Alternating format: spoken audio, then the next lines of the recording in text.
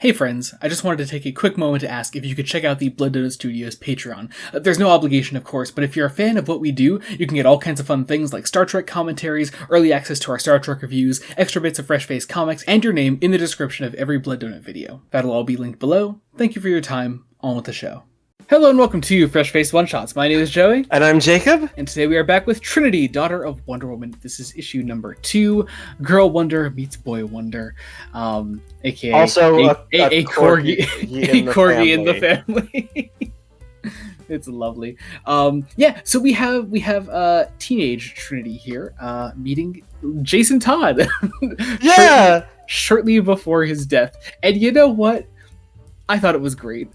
I really like that. Like, we weren't doing Jason's the edgy one. Yeah. Oh my god, so many writers like to make Jason as Robin the edgy one. As Red Hood, he can be edgy. That's exactly. Yeah. I do also like that. Like, even though there are references to it throughout, like Jason Todd is not just the one that died. Like, there's more to his character than that here. And I appreciate that. Yeah, there are references to it because, you know, we're dealing with time travel here in Jason Todd.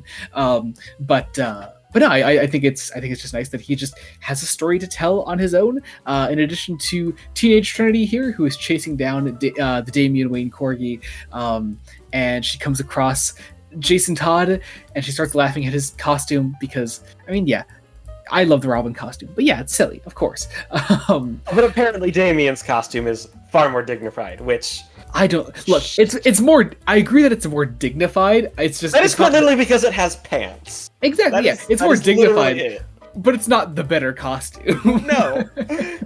I just actively don't like the black and red Ninja Damian outfit personally. Here's the thing. I'm glad that it's like, let's try to do something radically different, and that's kind of stuck for the character in a lot of ways. Yeah. It means he doesn't just look like... There is the problem of... Dick and Jason as Robin have incredibly similar costumes. Tim gets his specific nice variation. Damian has probably the most costumes of any Robin, let's be honest. Oh, definitely. In their Robin form, that is, at least. Yes. But because Damian's been Robin maybe the longest at this point? No, I know. Dick probably still holds the crown for that. I was gonna say, Dick holds the crown for that, dude. Yeah. Anyway, but yeah, so we have Trinity and Jason, and I kind of love their dynamic. There's this immediately hinted at sort of like budding romance between them that I think is just really sweet. In addition to, like, in the future / present, I guess, the three Trinities talking about, you know, teenage Trinity telling her story in the form of like, oh yeah, no, we just, you know, we had a nice time together, and adult Trinity is like judging her, and little Trinity, it just finds it hilarious that teenage Trinity fell in love, and I think that's adorable. But yeah, we have Lizzie and Jason sort of like going out on patrol together. I like the way King sort of writes this sort of like budding romance. I really appreciate it. It's I don't know. It's very schoolgirl crush. Yeah. That Jason is also falling for as well. Like, Jason's totally part of that crush, and falling just as hard. But it's them like sort of like hunting down Damian Corgi, who they find out was like stolen by Killer Croc. And obviously Lizzie has a history with Killer Croc if you've read the World's Finest backups. And you know, so does Jason. Yeah, so of course. Not necessarily this Jason. Yeah. But yeah, they go down to the sewers. You know what? I like. It's played for comedic effect, but I like Jason being a goofball. Like I like him kind of being oblivious sometimes. Like, well, here's the thing: we've both read the 2 volumes of DC's Finest Batman, right? That they've released. Yeah. And that's a lot of what Robin Jason was. Yeah, he's a bit of a dork. He was this dork. He was a kid. He wasn't the edgy one. I mean, he has a little bit of edge to him, in at least when he was first created. But like, he has some edge at points, but it's never like. It's always played up as he's the edgy one who'd always disobeyed Batman. Yeah. And it got him killed. And it's like, that's not how Jason died. It's not how Jason lived. Yeah. So we have him like being an idiot, going after Croc, and Lizzie has to save the day, and there's a lot to love here. They recreate the Lizzie kicking Croc shot from back in World's Finest. I think from like one of the very first ones when little Lizzie fought Killer Croc alongside Damien. I think Yeah.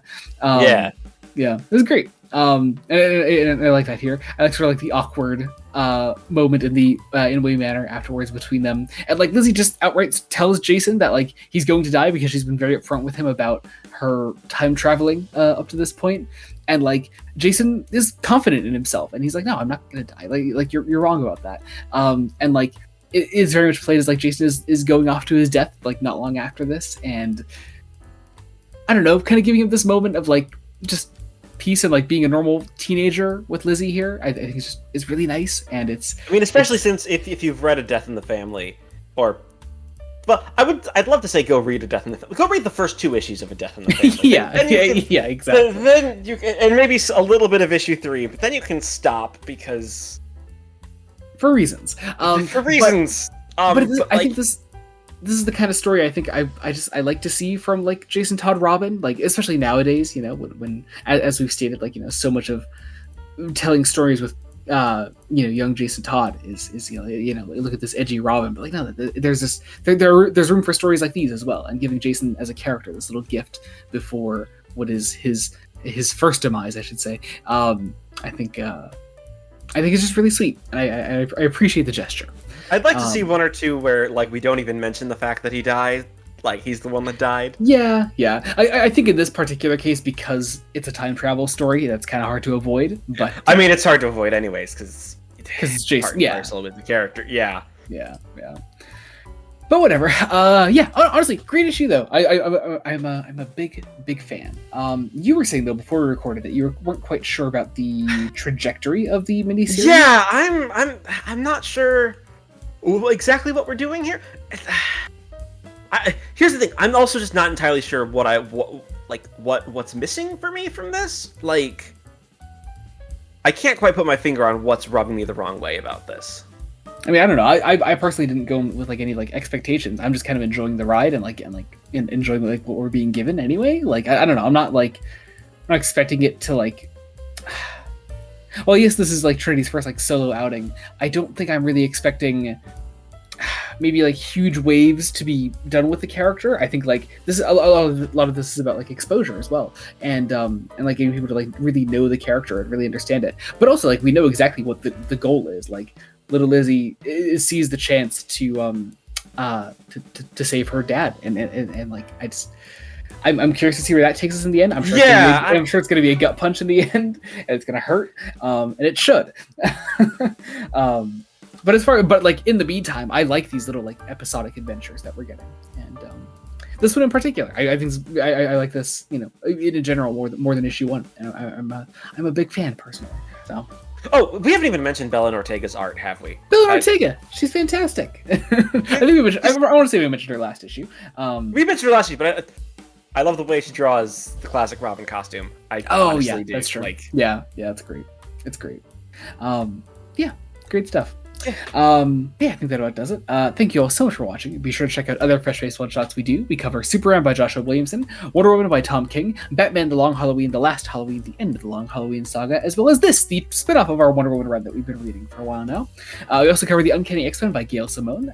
You can also check out the main podcast, Fresh Face Comics. At the time of this coming out, we just yesterday put an episode on Batman The Dark Knight 3 Master Race, which I just kind of laugh now whenever I say that because we now recorded the episode and it's a doozy.